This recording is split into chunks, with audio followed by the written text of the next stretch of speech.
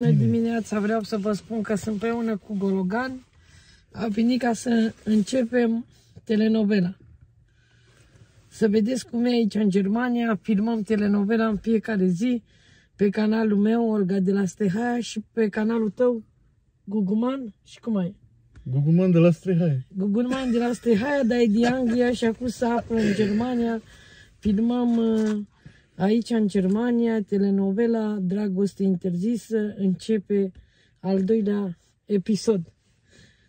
Că primul episod era cu Cristi de la Stehaia și acum începe cu Gologan de la Stehaia. Da, și o să filmăm. Vă salutăm, prieteni, sunt cu Olguța. Suntem aici în Germania și mergem la shopping să cumpărăm... Carne de oaie lui Diamant. Da, carne de oaie și de viță. Începe telenovela cu Diamant și cu Gologan de la Stehaia și Diamant de la Timișoara.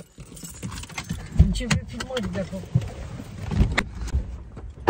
Ei bine, prieteni, uitați, Olguța cunoaște pe aici, ea este în Germania de mai mult timp. Aici este carne de oaie, cum e la Stehaia, este aici la Germania. Îl salutăm și pe Alin de la Stehaia, pe patroana. Să vă spun că l-am chemat pe Gologan să filmăm telenovela Dragoste interzisă și ca să o căutăm și pe Lumina. Poate o găsim pe aici, prin market. Da, am și un mesaj pentru Lumina, că am văzut că a apărut pe internet. Eu cred că și Olguța și eu te-am adus pe YouTube înapoi. Nu? Da.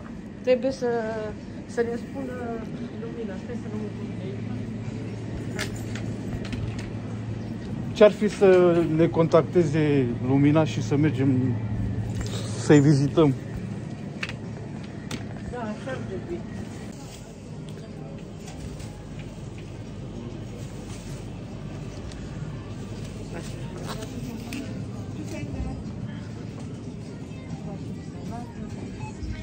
Și acum o să mergem la magazine de români. Cu produse românești? Da. Sunt produse românești și acolo găsim carne de porc să facem sarmale. Paștele la catolici. Da, în Germania și trebuie să facem sarmale, nu? Și noi facem și Paștele lor și Paștele nostru, nu? Da, Paștele nostru îl facem acasă cu patroana. O să mergem la patroana acasă. Să ne facă ea sarmale, nu? Prieteni, o să fugim la Stehaia. Îl luăm și pe Diamant cu noi și o să facem Paștele în familie, cu Tomi, cu toți. Să ne unim. Să fim și cu Olga 2. Păi ce avem și cu Olga 2? Doamne ferește, să n-audi. Să batem ou, să ciocnim un ou. Nu, poate de ce am scap, nu. Dacă merg acolo. Salut! Bună ziua! Ce faceți? Am venit cu televiziune aici la dumneavoastră. Care de sarmale? Care? Uite să ne arătați și nouă care carne de sarmale. Ales? Magazin românesc în Germania. De ce are aici tot ce vrei? Uite, asta este carne tocată, dar nu știu dacă e... Asta e. Carne tocată E de aici. porc? Porc.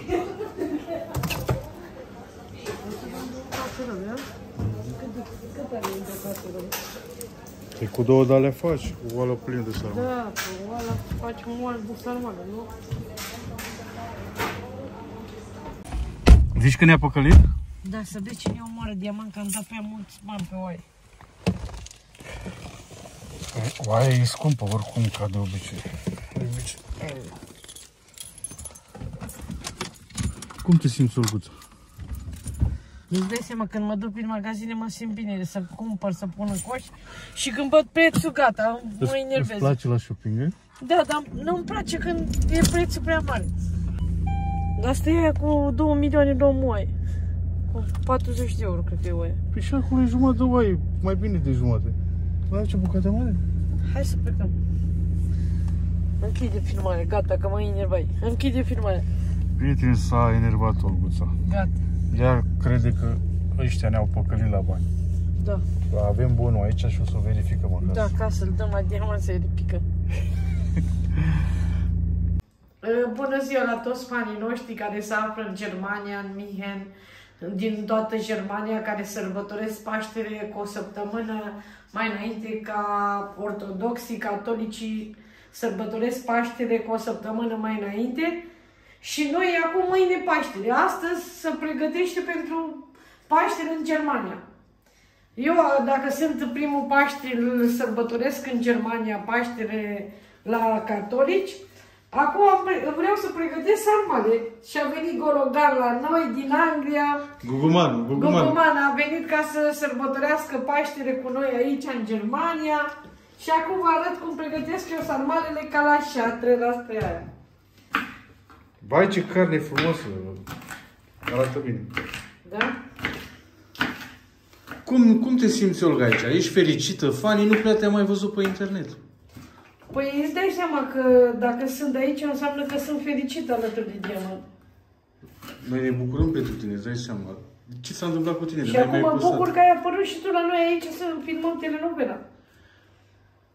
De asta n-ai mai postat tu? Că n-a avut cine să te filmeze? Da, n-am avut cine să mă filmeze. Dar nu că ai avut probleme ceva sau... Nu, n-am mai avut cine să-mi filmeze și nu aveam cu cine să fac telenovela. Și acum vreau să fac telenovela cu tine, episodul 2. Episodul 1 era Cristi, care nu prea salutăm că suntem supărați că filmează pe patroana fără să vrea patroana. Da.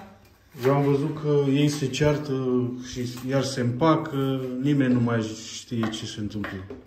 Păi îți dai seama că acolo face ce vrea Cristi acum din patroana și din șatra de la Strehaia.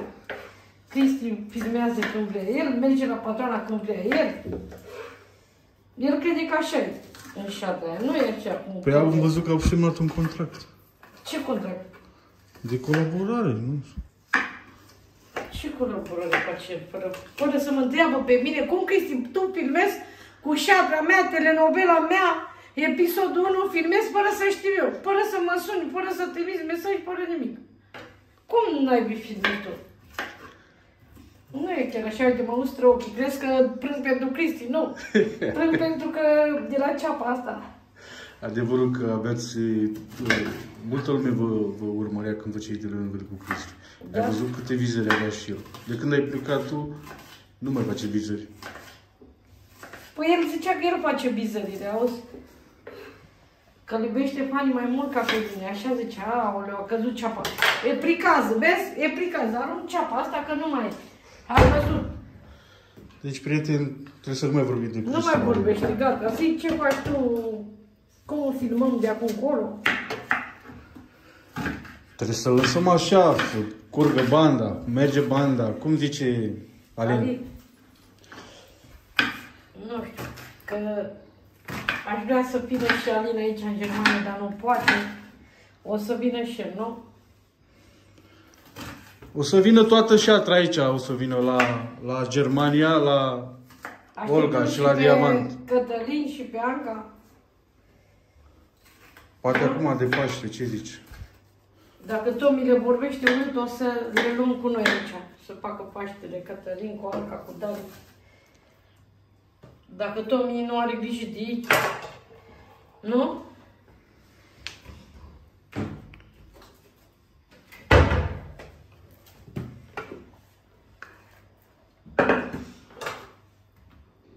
La noi la Stehaia se bagă ceapă multă.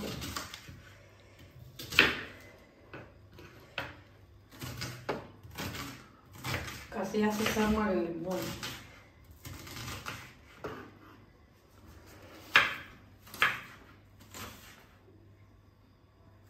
Dar uscă rău ceapa asta. Mi-a venit și mie un ochi. Ce? Ceapă.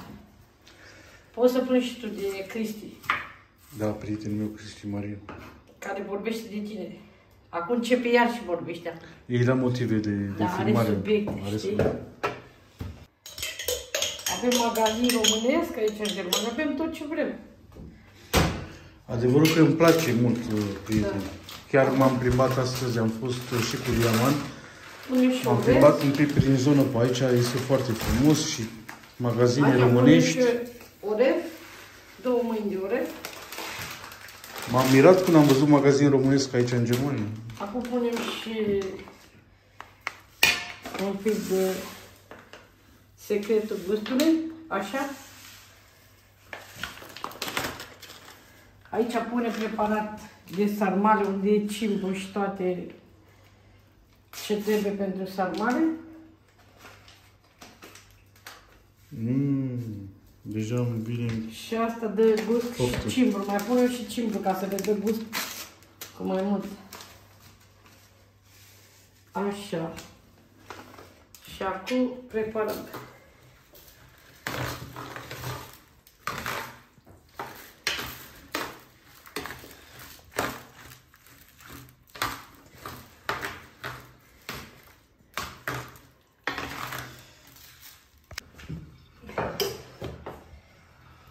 Olguța noastră ne prepară nouă hrană, ne face mâncare de aia tradițională, sarmala originală de la Madre Străihaia, prieteni. Ia uitați ce merge mâna lui Olguța. Ai antrenament. Da. Hop, sarmala. Gata. Deci dacă faci o sarma pe secundă, într-un minut l-ai terminat. Da.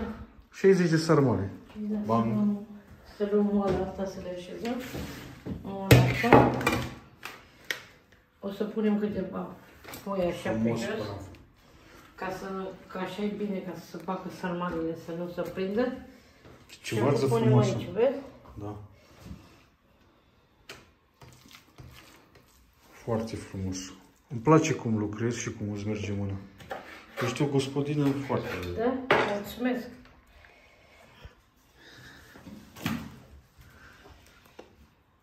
Cred că ai făcut câteva milioane de sarmale în viața ta. Din toată șata. La voi să face sarmale cât sutele. Aveam 12 ani când făceam sarmale. M-a învățat patrona să fac sarmale, să dau la toată șata. Dar asta e, de fiecare sărbătoare la noi e tradițional sarmalele în România. Cam câte sarmale crezi că o să... Dar în Germania, aici, în Germania nu fac sarmale. Ei fac, cum îi zice, ca sarmalele. E ceva care fac ei ca sarmalele, uite ce să spun. Lasagna, mă, lasagna, ei fac lasagna, germanii. În loc de sarmale fac lasagna.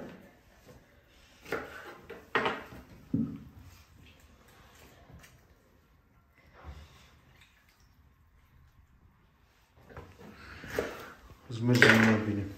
Da. Vezi? Ăștia atât trei destul, nu? Ca să-i dă gust. Bravo. Și acum dunem așa.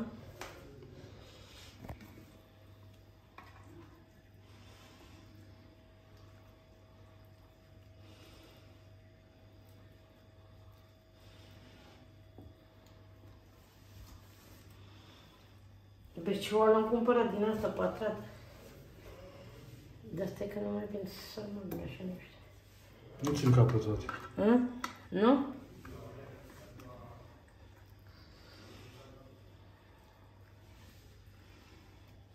Eu zic că să vezi că intră toate sarmalele. Nu cred așa ceva. Da. Da, vezi? N-are cum, nu? Le-am făcut fără să le număr după ăla. Hai că mai rămân, dar stai că le fac loc aici. Unde le mai fac loc? Nu le mai pun așa deasupra. Așa să le fac. Acum să mai punem niște mărar ca să piardă deasupra. Ca să le dă gust. Și acum le punem, vezi? Acum să dăm la 3. Și acum să punem apă.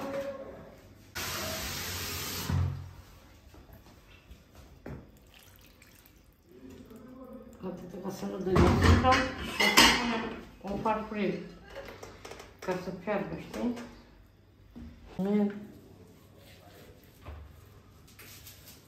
Facem o prăcioară de merg, vezi că asta e așa. Să punem săr.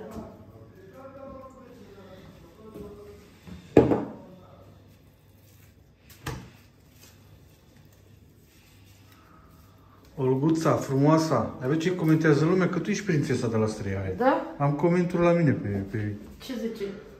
Am pus o poză cu tine și zice că tu ești frumoasă. frumoasă. Fac eu la... Da. Vezi, Darine, cum am luat și noi oaie aici. În Germania asta. Există oi germani. Nu numai la șer.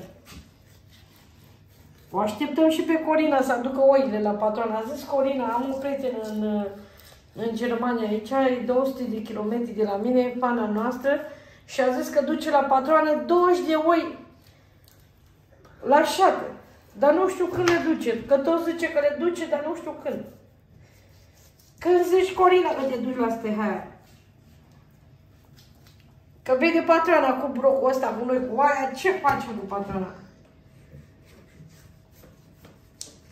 Ca să-i ducem și ei oaie.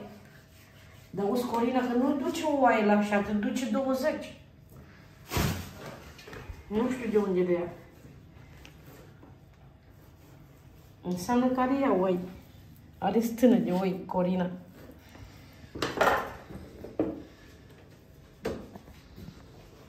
Să încindeam, nu? Hai să pun. Că la Stehaia, vezi, facem un apartament.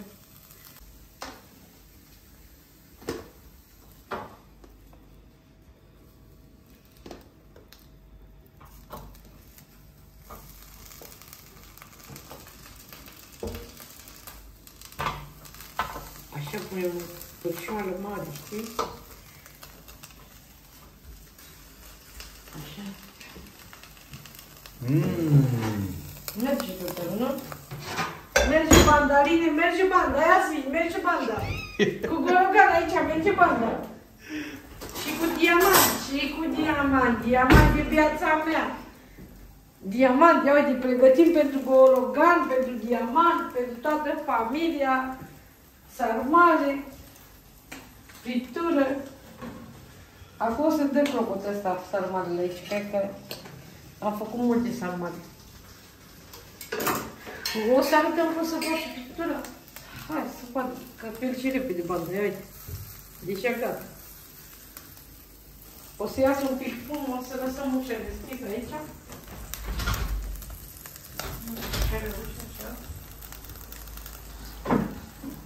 Și zicem că suntem la șapte. Asta e, facem aici, nu?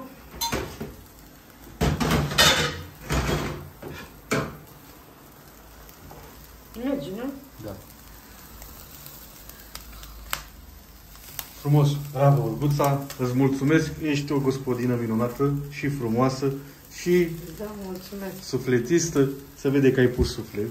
Îți mulțumesc mult pentru tot și de-abia aștept să mâncăm, să mâncăm, să gustăm.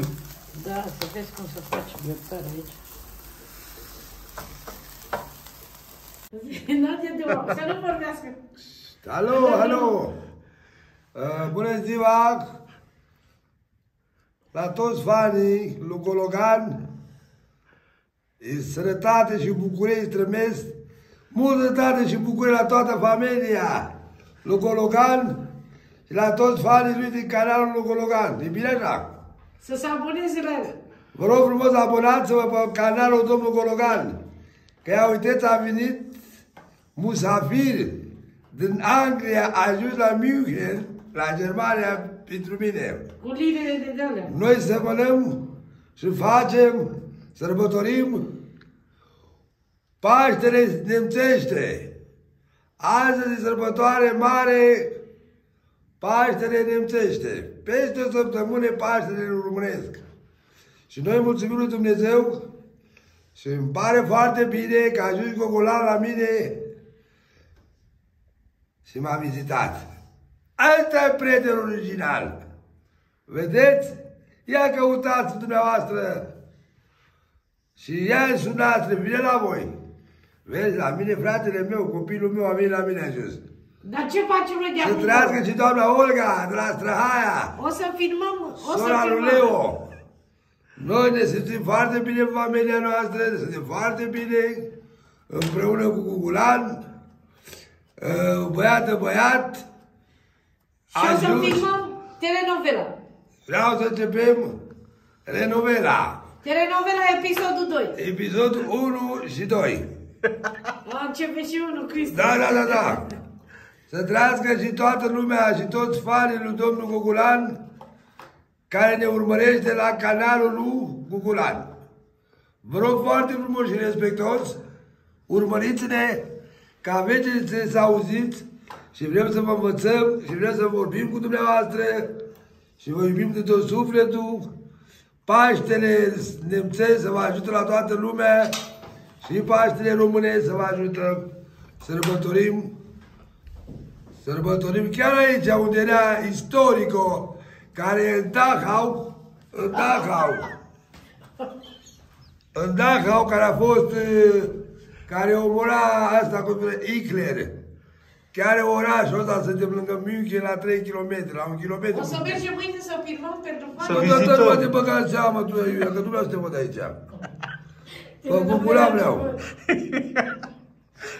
Domnul Gugulan, să trăiesc la mulți ani. Îmi pare bine, domnul Gugulan, că ai ajuns la mine, că ai apărut în această viața mea. Și eu îți mulțumesc pentru tot. În casă la mine o să fii respectat toată viața ta, o să fii că ești băiat de băiat, îmi place, că ai un respect, ești un băiat nota 20, când dă vorba domnul Gugulan, tremură pământul când dă vorba lui. E un băiat foarte bun, un băiat foarte care are cuvânt mare. Foarte educat. Foarte educat și foarte deștept. Și dacă dă cuvântul, tremură pământul. Vă rog frumos, credeți-mă. Mă țin de cuvânt. Și eu dau cuvântul acum. Stai să dai și eu nu are nicio cuvânt la mine. Ba, dar asta e cea mai telenovela. Asta e telenovela. Da, cuvântul. Ia-l în brațe, ia-l în brațe. Nu, o să filmăm telenovela episodul 2 în Germania cu Guguman și cu tine. Tu ești rolul principal. Da. Bă, tu ești rolul principal. Tu ești Bolibașa. Că o să facem canal și lui Diamant, o să filmăm și pe canalul lui Diamant. Domnul și Diamant. pe canalul meu, Olga de la Stehaia, Diamant de la Germania și Gogolan de la Stehaia. Gogolan. Și vă rog frumos să... Domnul Diamant, vreau să spun și eu că mă simt foarte bine la dumneavoastră aici. Da, aia pare și bine. mi-am dorit din tot sufletul meu să vă cunosc. Da. Și vă mulțumesc. Vă rog frumos, din suflet, care mă iubiți, eu sunt Diamant de la Timișoara, vă rog foarte mult de tot, care mă iubiți, abonați-vă la canal, la domnul Gugulan. Că tot timpul o să fiu la Gugulan. Doamne ajută! Nu o să fiu departe. Semnăm contractul, Da, semnăm contractul, gata. Eu la Gugulan o să mă Ia uite contractul aici. Uite contractul, semnează, uite, cu poză, cu tot, gata, hai! Adu Olga, adu pixul! Da, nu, o să semnăm. Adu pixul să semnează, că pe canalul meu atât. Nu, că trebuie să citim ce scrie în contract. Pe canalul tău nu intră. Să n-audă fanii acum ce avem noi de filmat. Pe canalul ei nu intri niciodată. Poftiți, semnăm. Semnați contractul, domnul Diamant. Ăsta e contractul Renovela 2 pentru domnul Gugulan. Să trăiască domnul Gugulan, semnezi. Hai, Campila! Umblați-vă, nu m-am băgat la nimeni. Hai, semnează, Diamant, semnează contractul. Da, nu te băga în business-ul nostru, nu? Te rog frumos. Domnul Gugulan, multe fanii mei, Bahaia, băi, Diamant, vorbește două cuvinte, pentru nu vorbesc. Adevărat că dar pentru Gugulan, pentru mine a că a venit atâta timp, atâta kilometre, de la Londra până la München, e ceva. De respectul lui, o să mă găsiți pe canalul lui domnul Gugulan. Când și când veți apărea în clipurile mele? Nu, tot timpul sunt gata, nu. Doamne ajută, asta e bună rău. O să filmăm, gata, începe Diamant să filmează, o să tremură toată Germania, toată Europa. O să filmăm tot vezi, ce Olga, că mă iubește Diamant, vezi? Gata, o să filmăm în fiecare zi pentru el. O să-i facem și lui un canal. Frumos, băiatul ăsta cu Gugulan, dă cu bani acolo, dă cu bani acolo, la mine nu trebuie bani. Vă rog frumos, multă lume ar lua bani de la el, a făcut mai multe treburi. Dar nu ne interesează Reclama costă, domnul Diamant. Dumneavoastră aveți... Nu ne interesează banii, trebuie să ajutăm așa. Pe canalul Gugulan vorbim frumos ca să vedeți că îl susțin pe domnul Gugulan. E prietenul oriunde a fi. Și toată lumea care vrea să vorbească cu Guguman să te apelează pe tine pe canalul tău Diamant de la Germania. Da. Diamant de la Timișoara. De la Timișoara, vrei. Diamant tradiționalul. Internațional. Da. Așa o să facem canalul tău. Diamant de la Timișoara. De la Timișoara Internațional. Canalul tău. Diamant de la Timișoara Internațional. O să te caută fanii pe canalul tău. Domnul Diamant. Domnul Diamant, între timp, dacă puteți să semnăm aici, să nu uităm, domnul Diamant. Să terminăm. Nu mai semnăm. Nu mai trageți de timp, domnul Diamant. Poate te gândiți să Poate vă răzgândiți, domnul Diamant. Dacă dau semnătura, știți că e probleme. Stai să mă gândesc, nu. Ce faci? Vă rog frumos, nu mă dau cuvântul meu înapoi. Ce-ai făcut, Olgu? Te-ai băgat în ținere, Te-ai făcut cu ochiul. Olgu, ai făcut cu Nu, să facem canalul Diamant. Pentru că, bă, la ce fac eu. Pentru domnul Gugulan o să mai împuc și când pe canalul lui. Doamne ajută și vă rog frumos, e un băiat respectabil. Vă rog frumos, urmăriți canalul lui de YouTube. Că e un băiat foarte bun, un băiat foarte plăcut, un băiat foarte cu capacitate. Și un băiat deștept, și un băiat foarte bun. Îmi dă cuvântul, tremură pământul, domne. E un om de cuvânt. Vă rog frumos, vă abonați-vă la canalul lui domnul Gugulan. Da. Toți fanii noștri vă lasă sănătate și bucurie. Semnează ca să filmeze semnătura. Bravo! Și doamna, Doamna Olga de la Doamna Olga. Dumnezeu să ajute lui Tomi că mi-a dat-o. Doamne ajută! Mulțumesc lui domnul Tomi că mi-a dat-o, doamna... Mai semnați odată și pentru domnul Tomi. Nu, mă, am vorbit serios, nu, că să semnăm. Eu așa am să vă compun frumos. Salut, domnul Tomi. Fii atent că m-a blocat Olga, să mai vorbesc cu tine. Da, v-am deblocat, eu. Trebuie să părăsesc casa, că ai zis la copii. Nu, că... Da, că trebuie domnul Gugulan. O să tai parte, să nu-i problemă. Te rog frumos. Vreau să-i transmit eu un mesaj lui domnul Tomi, că a fost blocat și eu personal l-am deblocat după contul E un băiat, bai, nu-i vinovat nici el, nici nu-i vinovat. Ea e vinovată. Și să caute să vă contacteze, că dumneavoastră nu puteți să-i trimiteți mesaj. Numai să-mi dă mie... Da. Să vă dea accept la prietenie. Da, dom'le, că asta a făcut-o, a materiatul ea. Din gelozie. Adică cum să vorbești tu cu Tomi? N-ai ce să vorbești tu cu Tomi. De ce să vorbești Dar cu Tomi? unde ai văzut când sunt scandalele aia mari? Se pretinează oamenii, nu? Dar de ce el nu mă lasă să vorbesc cu menajera să aibă grijă de copii? De ce Tomi nu mă lasă? Domnul Tomi, să mereu vorbesc când cu menajera? de la tine, că s-a întâmplat acele lucruri care nu trebuia, că nici n-am știut ce se întâmplă. M-a mințit, m-a vrăjit, ce a făcut nu știam. Dar tu știi, Tomi, de unde vine toate scandale și toate războaiele, că vine de la femei. Dumnezeu a făcut și n-am pățit nimic, să trăiască nevasta, Olga 2. Hai să lăsăm Olga 1, te rog eu, domnul Tomi. Ea merită 1, nu 2. Și Olga asta rămâne 6.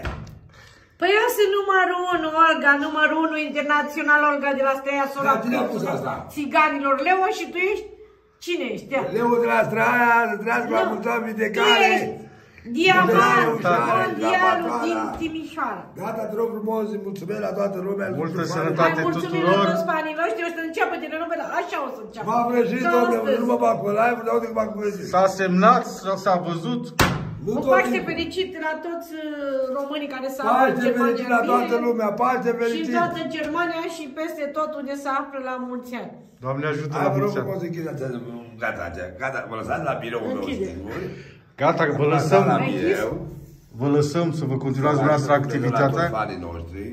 Și vă mulțumesc pentru mesajul ăla frumos, pentru Leo. Bravo pentru Leo, pentru toată familia. Dumnezeu să-i ajute și lui fratele meu să vină acasă alături de noi. O să mergem și noi în România când o să fie bine fratele meu acasă. Dumnezeu să-i ajute să fie eliberare mai repede. Sănătate și bucurie pentru toată familia lui Olga, special pentru doamna oficiala și pentru Lumina, pentru Ciuș. sănătate și bucurie unde a fi băieții ăștia. Să te apelez Lumina și cum Da. Să ne contacteze, să-l apelați pe Diamant mai repede, Vă rog urgent. frumos, doamna Lumina, vă rog contactați-mă că o să fie bine. Vă rog foarte frumos. Ca să nu se fie rău. Nu ai făcut tu treaba asta, făcut mai mult de la tine începutul. Asta e, domnule, ce să fac? Asta e. Dragostea nu e oprită. Nici pe timpul lui Ceaușescu dragostea a fost oprită. Toții avem dreptul la fericire. Toți avem dreptul. Vă rog frumos, faceți ce vreți. Gata, Cu doamna Brunetița. Nu mai vrem să mergi. Mâine filmăm telenovela. Doamna un bărbat frumos, cu vrea ea, Dumnezeu să-i ajute la Brunetița noastră. Brunețica, da, mesaj pentru Brunețica. Haide, salutăm Brunețica, hai închide Brunetița, live. dacă nu mai se poate, nu mai se poate. Ce să Închide fac? filmarea repede. Închide filmarea că mai Lasă Olga, ce nu-ți convine Olga? Pe asta e telenovela. Deci pleacă religioasă. Noi dorim sănătate și bucurie. Asta ne-a cu dreptul, gata. Multă sănătate lui Brunețica, să aibă putere să continue să crească copii, Să trece după vremea familia. asta urâtă, vine o vreme bună. Vin și vremuri bune, nu? Olguță? Să trească lumina noastră, să trească cu ciuși împreună. Forță, forță. Și tu un om când găsești Brunetița, să stau de sănătate așa încet, atunci și tu alt bărbat, că vezi că o să urmeze treaba. Asta e. O să ia și el pe Lumina al lui Ursul, Măgăruș. ursul Dumnezeu să ajute să se întâmplă, vă luați-vă, sunteți tineri. O să ia și nevasta lui Măgăruș. Cum a luat Măgăruș nevasta lui Ursul, o să ia și Ursul nevasta lui. Să fie 1-1. 1-1, să vadă cum e. Suntem oameni. 1-1, merge mai mult, mai mult. Ei, mă iertați că m-am unit de voi, să mă scuzați, dar Lumina și pentru Anca oficială și pentru Brunetița să trăiască la mulți ani. Anca, nora mea să trăiască, nora lui Tomi, nu a mea, scuzați-mă. Îi doresc sănătate și bucurie. Da, Brunetița să fie, caută și ea un băiat. Jumătatea ei. Să găsească un băiat bun așa ca mine și darnic și dulce așa ca mine. Da, ca dânsul. Cum îi cheamă, mă? Gogolan. Gogolan de la Gogolești. De la Calatăpeș. Hai. Hai, eu îți mulțumesc frumos din suflet. Olguța, la revedere. La revedere. Și Doamne ajută. Gogolan, Gogolane. Salut să treci, băierule. Lasă că merge și un grătar în casă, nu? Merge în Germania. Iau ce bine arată. Dacă nu e lași dată, nu. Da, poate vine pompierii. Cred că. Pompieri. Da, să vede bine. Ia gustă, să vezi cum e. Noi care eu putem că s-a făcut. Vină mă să vezi. Da. Ia gustă. Să vezi. Dar vezi că alții. Să vezi ce gustă are.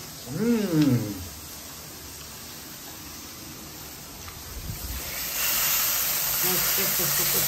Ce să făcut. Te simți ca la așa, vezi. Ia uite.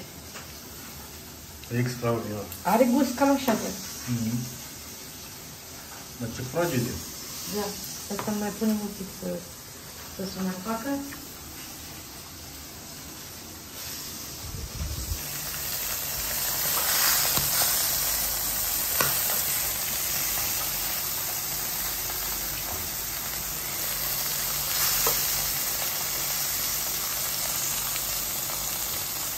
Vă rog frumos să vă abonați la canalul lui, că o să filmăm telenovela în fiecare zi, o să punem filmulețe aici pe canalul lui și pe canalul meu, Olga de la Stehaia.